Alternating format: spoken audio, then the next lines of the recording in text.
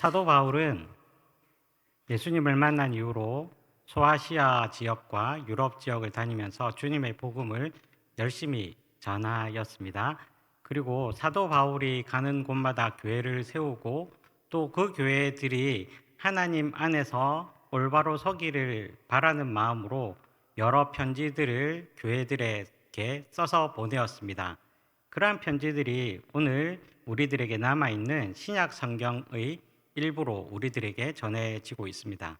사도 바울은 교회에 보낸 편지들뿐만 아니라 개인적으로 아끼고 사랑하는 이들에게도 편지를 보내었는데 디모데 전후서, 디도서, 빌레몬서 같은 개인들에게 보낸 편지들이 오늘까지 우리들에게 남아 있어서 그 말씀을 통해서 우리가 하나님의 뜻을 깨닫고 또 살아가는데 많은 유익을 주고 있습니다. 특별히 사도 바울이 믿음 안에서 낳은 영적 아들이라고 불렀던 디모데 또 디도에게 보낸 편지, 즉 디모데 전서, 디모데 후서, 디도서는 목회 서신이라고 따로 분류하여서 별명으로 그렇게 불려지곤 하고 있습니다. 오늘 사도 바울이 디모데에게 권면했던 말씀들을 통해서 오늘 사도 바울이 디모데에게 권면했던 것처럼 하나님께서 우리들에게 어떤 말씀을 해주시는가 같이 생각해보고 또한 그러한 다짐과 결단의 시간이 되시기를 바라면서 바랍니다. 첫 번째로는 사도 바울이 사랑하는 아들, 영적 아들인 디모데에게 첫 번째로 권면하고 있는 내용의 말씀은 진리의 말씀을 옳게 분별하라라는 그러한 내용입니다. 여러분, 우리가 가지고 있는 성경이라는 것은 하나님께서 우리들에게 주신 아주 귀중한 선물입니다. 이 성경은 정경이라는 뜻에서 캐논이라는 의미를 가지고 있습니다. 우리에게 하나님께서 성경을 허락해 주셨는데 성경은 이런 의미를 가지고 있습니다. 다시 한번 자막을 좀 띄워주시면 감사하겠는데요. 성경은 말 그대로 거룩한 책이라는 의미를 가지고 있습니다. 특별히 성경의 경이라는 단어는 지나게 한다, 다스리게 한다라는 의미를 가지고 있습니다. 그러므로 성경이라는 말 그 자체에는 성경 거룩한 뜻을 가지고 있는 거룩한 뜻을 가지고 있는 글로서 우리들을 다스려주는 글이라고 할 수 있을 것입니다. 그런데 이 성경의 경이라는 이 한자는 여러분 상형 문자처럼 보이실 텐데 이 의미는 우리 옛날에 어르신들 배틀 잘 아시죠? 배틀에 보면 날줄과 시줄이 있는데 날줄의 형상을 가지고 있는 그러한 그러한 것에서 유래되었다라고 합니다. 하나님의 말씀이 우리에게 기준이 되고 또한 하나님의 말씀이 우리를 올바로 세워주게 하는데 가장 필요하고 중요한 것이 바로 하나님의 말씀, 즉 성경이다라는 것입니다. 여러분, 세상에 아무리 많은 지식과 지혜가 있다고 한들 아무리 좋은 글들 또 우리에게 생활의 팁을 주는 삶의 지혜들 또 우리가 다른 사람들에게 한 번씩 얘기하는 그러한 명언들 또는 감동적인 수필이나 소설들을 읽곤 하지만 그러한 것들이 우리들에게 생명을 주지는 못합니다. 우리가 올바로 살아가는데 그러한 것들이 정확한 기준이 되지는 못한다라는 것입니다. 우리에게 영원한 생명을 주고 또한 올바른 기준이 되는 것은 바로 하나님의 말씀인 성경이다라는 것입니다. 여러분, 그런데 우리는 하나님의 말씀을 읽을 때에 하나님의 말씀을 옳게 분별하라라고 하는 사도 바울의 권면을 잘 들어야 할 것입니다. 분별하다라는 이 의미 안에는 곧게 자른다라는 그러한 의미가 있다라고 합니다. 아까 제가 성경을 정경이라고 표현했는데 정경이라는 이 단어 캐논이라는 의미에는 자 또는 척도라는 그러한 의미가 있다라고 합니다. 즉 하나님의 말씀을 옳게 분별한다라는 그 의미 안에는 하나님의 말씀을 자에 맞추어 곱게 틀림없이 올바로 자른다라는 그러한 의미가 있는 것입니다. 여러분, 하나님의 말씀을 가까이 하시고 또 하나님의 말씀대로 살아가시는 귀한 은혜를 누리시기를 주님의 이름으로 축복합니다. 그런데 우리가 하나님의 말씀을 읽고 올바로 분별할 때에 주의해야 될 점이 하나 있습니다. 그것은 내가 성경을 읽는다라고 생각을 하지만 사실은 그것이 아니라 우리가 하나님의 말씀을 읽을 때에는 하나님의 말씀이 우리를 읽도록 그렇게 해야 된다라는 것입니다. 내가 성경을 읽는 주체가 되어서는 내가 가지고 있는 인생 경험 또 내가 가지고 있는 가치관 그런 것들에 내가 읽고 싶은 부분만 성경을 읽어서 아전인숙격으로 성경을 해석할 수 있기 때문입니다. 우리가 성경을 읽고 묵상하고 또 그 뜻대로 살아가고자 하는 것은 하나님께서 우리에게 말씀하시는 것들을 듣고 그것들로 인해서 하나님 안에서 변화되게 하기 위함이다라는 것입니다. 그러므로 하나님의 말씀이 우리를 읽도록 해야 할 것입니다. 영국의 유명한 미국의 유명한 영성 신학자이자 또한 설교학 교수인 스티븐 로스는 이러한 성경을 읽을 때에 이러한 격언을 우리들에게 남겨주었는데, 성경을 많이 읽을수록 성경이 나를 더 많이 읽도록 해야 된다라는 그러한 명언을 남기기도 하였습니다. 성경을 많이 읽을수록 성경이 나를 더 많이 읽도록 해야 한다라고 우리들에게 알려주고 있는 것입니다. 즉 하나님의 말씀을 읽으면 읽을수록 내가 하나님의 말씀을 읽는 것이 아니라 그 말씀이 살아서 성경이 나를 읽도록, 즉 성경의 말씀에 의해서 내가 변화되도록 살아가야 한다라는 것을 스티븐 로슨이라는 교수님은 우리들에게 알려주고 있습니다. 은성교회 성도 여러분, 우리가 하나님의 말씀을 많이 읽으시고 또 깊이 묵상하시되 그 말씀이 내 안에서 살아 역사하시는 그러한 말씀이 되기를 주님의 이름으로 축복합니다. 우리가 말씀을 읽는데 주의해야 될 것이 있습니다. 그것은 우리가 살아가는 데 있어서 하나님의 말씀을 옳게 분별하게 하는데 방해거리들이 있다라는 것이죠. 우리가 흔히 알고 있는 사이비, 이단 이러한 것들이 있습니다. 여러분들 한자를 보시면 이단이라는 것은 끝이 다르다라는 의미이고요. 사이비라는 것은 비슷하지만 아니다라는 그런 의미를 가지고 있습니다. 저번에 우리가 이단 경계주의를 8월 달에 지키면서 잠깐 말씀드렸는데 초대교회부터 이단과 사이비들은 늘 있어 왔고 지금도 우리 곁에서 우리를 미혹하고 우리를 헷갈리게 하고 또한 우리를 넘어뜨리게 하는 존재들이다라는 것입니다. 그러므로 우리가 하나님의 말씀을 읽을 때에 정확하게 분별하여서 읽을 수 있는 은혜를 누리시기를 주님의 이름으로 축복합니다. 로마서 12장 2절 말씀에, 그래서 우리는 하나님의 뜻을 이렇게 분별해야 될 텐데요. 로마서 12장 2절 말씀을 함께 읽도록 하겠습니다. 시작. 너희는 이 세대를 본받지 말고 오직 마음을 새롭게 함으로 변화를 받아 하나님의 선하시고 기뻐하시고 온전하시고 뜻이 무엇인지 분별하도록 하라. 아멘.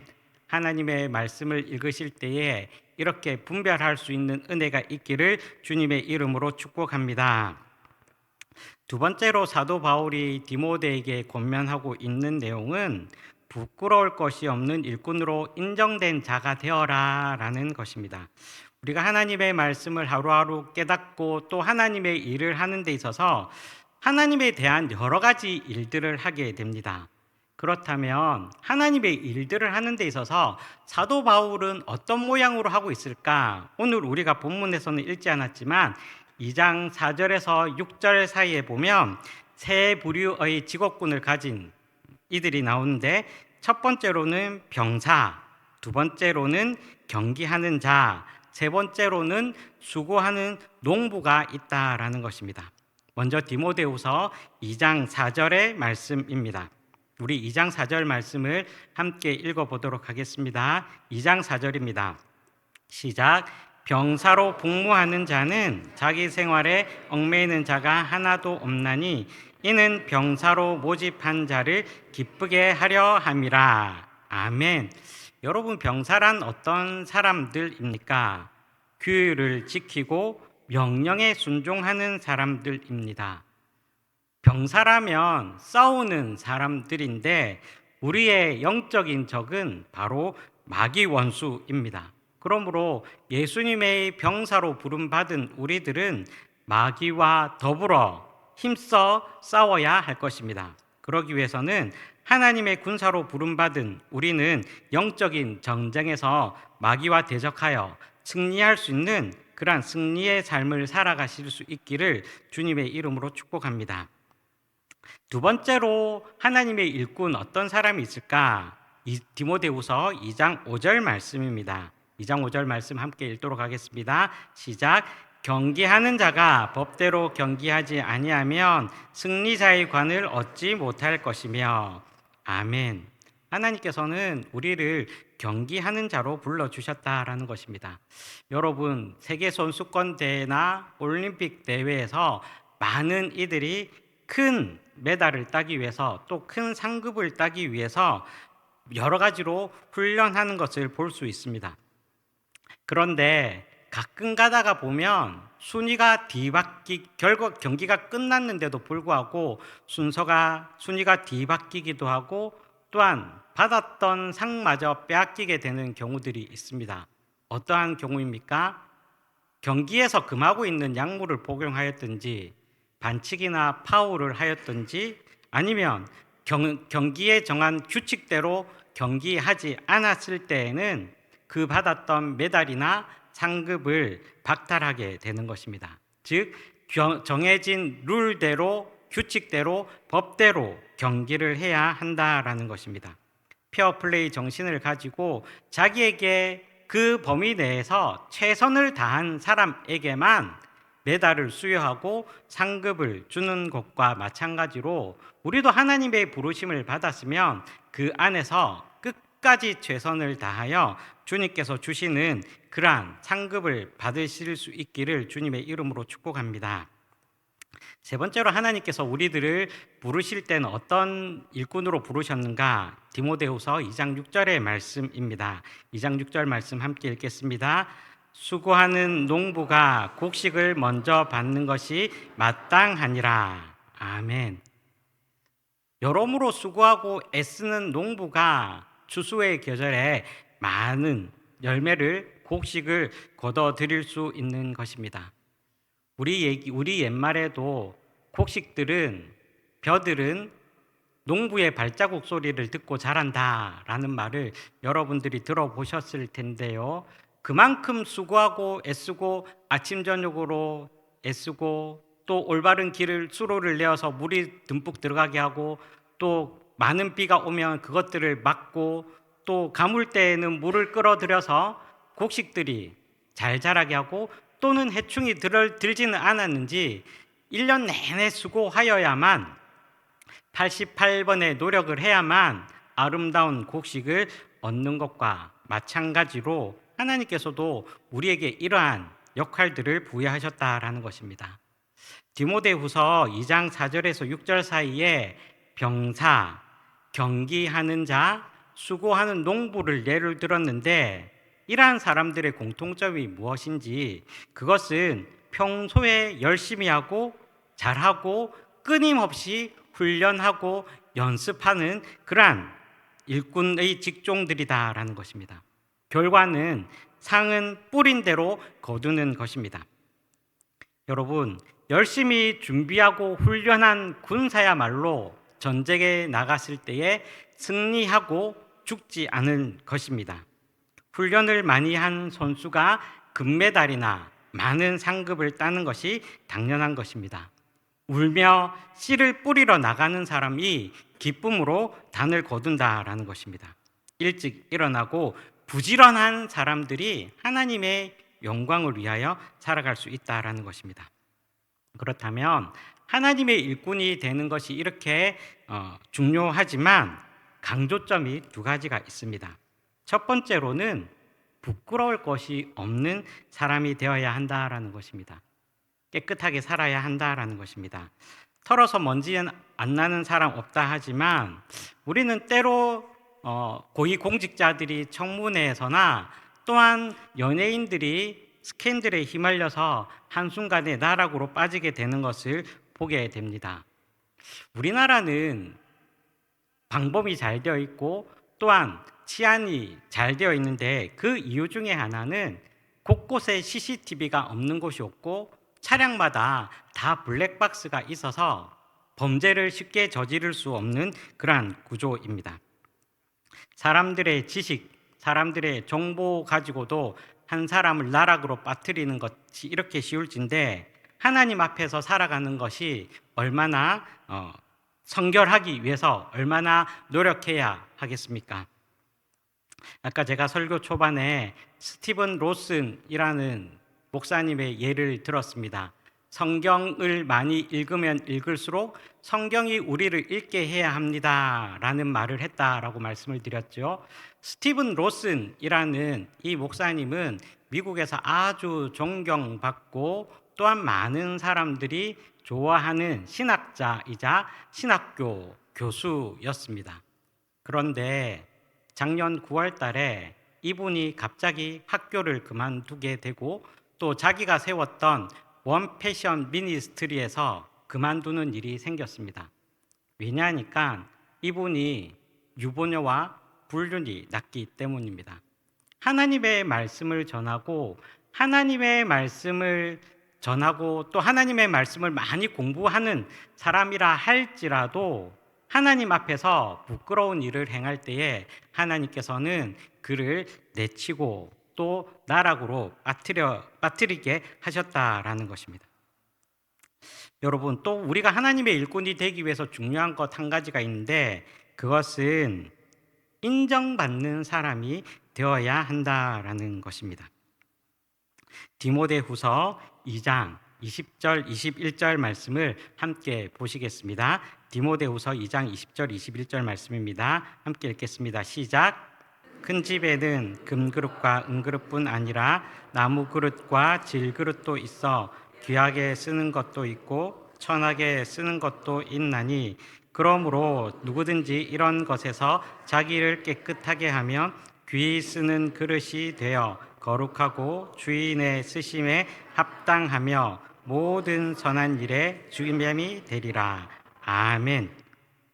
여러분, 하나님의 나라에는 여러 가지 그릇들이 있다라고 합니다. 금그릇이나 은그릇 같이 비싸고 값나는 그릇이 있을 뿐만 아니라 나무 그릇이나 질그릇도 있다라고 합니다. 그런데 하나님께서 귀하게 쓰는 그릇은 값나고 좋은 그릇이 아니라 깨끗한 그릇을 사용하신다라는 것입니다. 아무리 값이 많이 나가고 비싼 돈을 주고 샀다 할지라도 그 그릇에 설거지가 제대로 되어 있지 아니하여서 앞에 먹었던 음식 찌꺼기들이 남아있다면 그 그릇은 주인에게 아무런 소용이 없다라는 것입니다. 그러나 비록 싼 가게에서 산 나무 그릇, 질그릇이다 할지라도 그 그릇이 깨끗하게 준비되어 있으면 하나님께로부터 사용을 받을 수 있다라는 것입니다.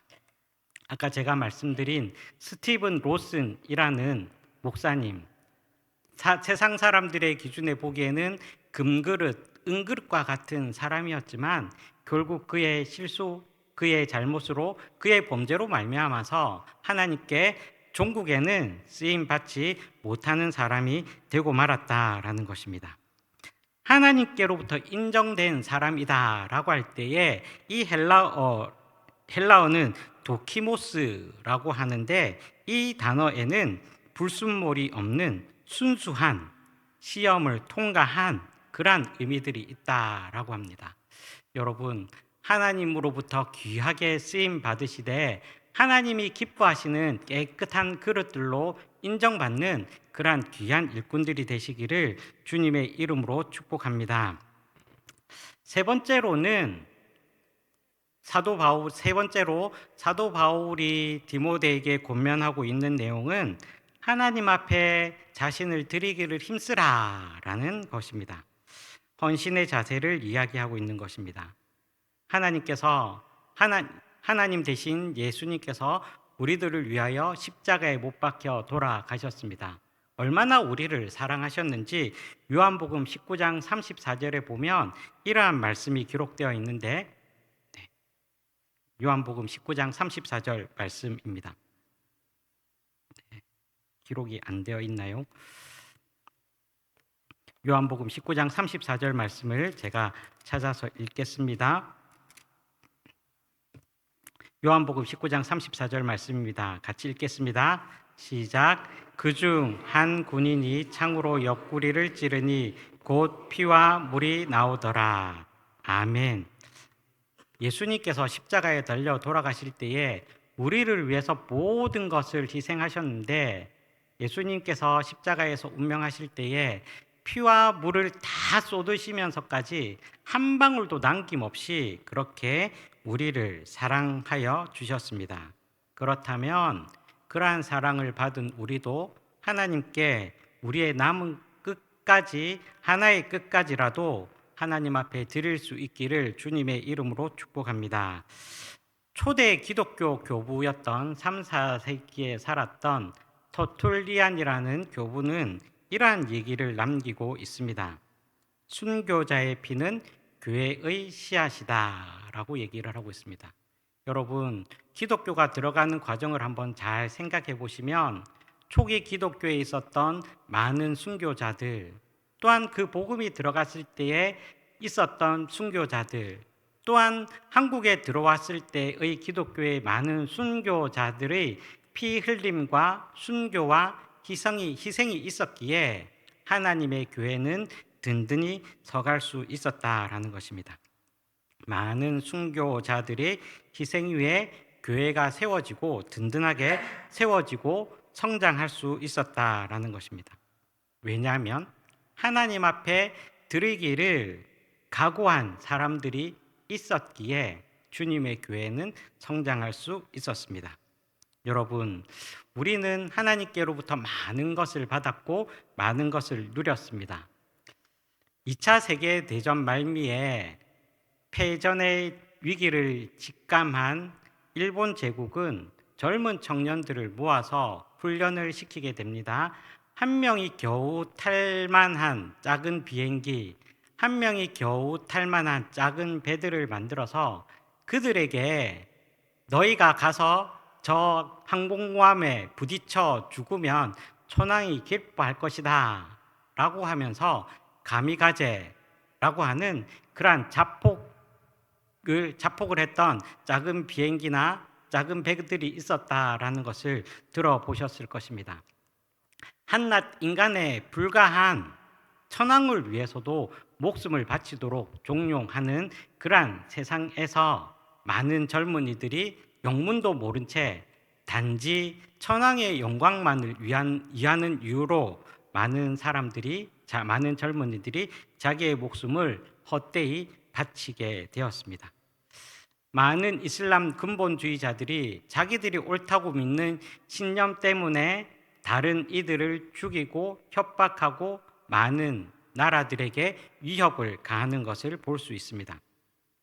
잘못된 사상, 잘못된 생각, 또한 한낱 인간에 불과한 사람들에게조차도 자신의 목숨을 아끼지 아니하고 버리는 존재들이 있을진데, 하나님께서 우리들에게 많은 것을 맡겨주시고 또 누리게 해주셨다면 우리의 삶의 순간순간마다 하나님 앞에 드리기를 힘쓰며 살아가는 우리들이 되어야 하지 않겠습니까?